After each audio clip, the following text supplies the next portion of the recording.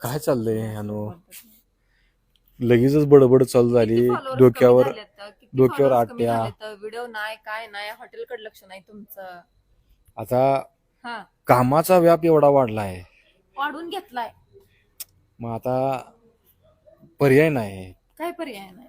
काय म्हणते ती किती, कुछ पाने के लिए कुछ खोना पडता है, कुछ करना पडता है. आपल्याला मग त्याच्यासाठी अनु थोडीशी धावपळ असल्यामुळं समजून घेत जा. बरं, डोकं एवढं हँग झालंय. हँग काय? फोन बघताना तुमचं डोकं हँग होत नाही. असं तुम्हाला व्हिडिओ बनवायचं म्हणलं की डोकं तुमचं हँग होत आहे.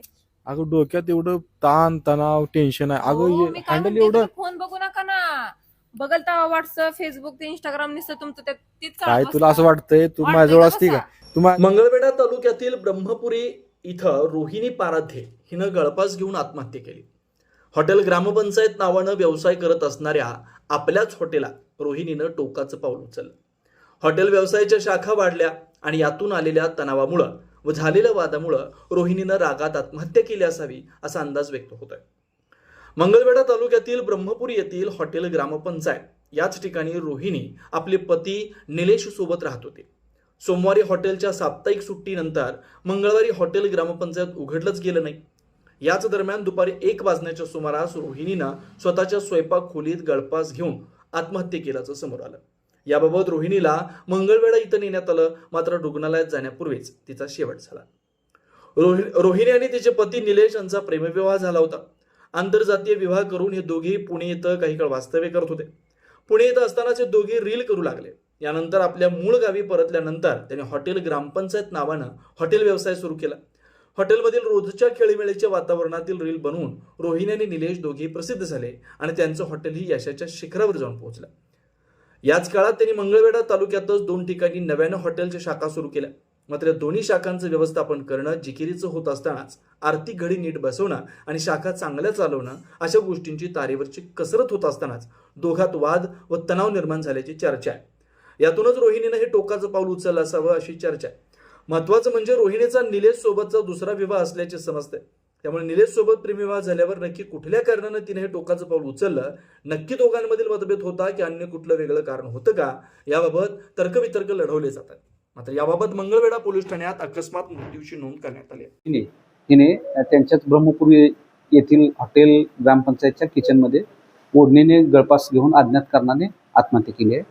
सदरबाबत मंगळवेढा पोलीस स्टेशनला अकस्मात मृत्यू नोंद करण्यात आला असून तपास चालू आहे. असाच घटना घडी आणून फास घेतला म्हणला. निलेश रडायला लागलं, वरडायला, वाटेवर येऊन उभं राहिले, माणसं कोण नाही ती. मग आम्ही गाडी उभा केली, बटांची पाराद्याची होती. मग ती गाडी हात केला, ती एकटीच दोघच होती म्हणली. मग तिने त्या गाडीत टाकलं, तिने मंगळवेढला घेऊन गेली. मंगळवेढला घेऊन गेली. मग मला म्हणला ती कुठे नेऊ? मी म्हणलं महिला हॉस्पिटलमध्ये न्या, नाहीतर संजीवनीला न्या. मग तिथं त्यांनी महिला हॉस्पिटलमध्ये नेली. महिला हॉस्पिटल तपासल्यानंतर ती असं दिसल्यावर तिने ती सिव्हिलमध्ये न्या म्हणली. मग मी त्यावर गाडीवर चालतो, माझी गाडी जरा खराब गाडी असल्यामुळे मला जरा वेळ लागला जायला.